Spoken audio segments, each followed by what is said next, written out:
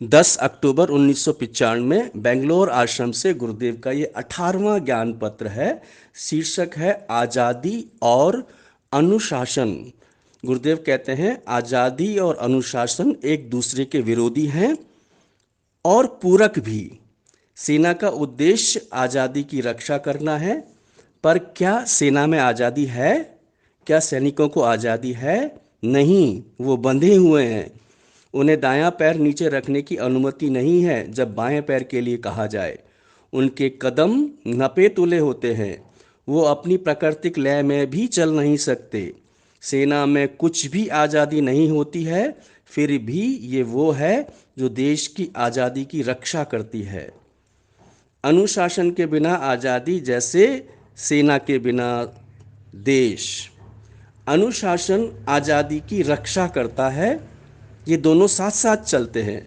इसे समझो और जीवन में आगे बढ़ते जाओ।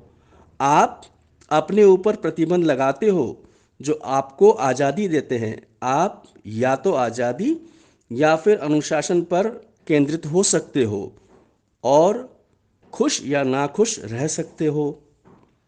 बाढ़ मुंडेर का एक निश्चित स्थान और उद्देश्य होता है। अगर आप अपनी संपत्ति में हर तरफ बाढ़ लगा दो तो फिर घर कहाँ बनाओगे?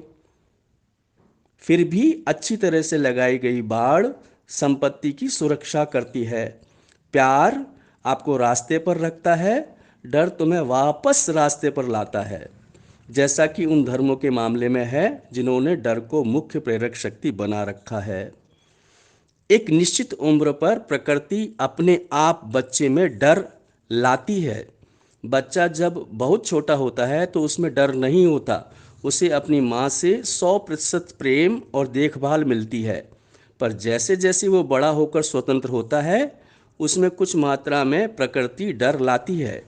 वो सावधान होना, सावचेत होना सीखता है।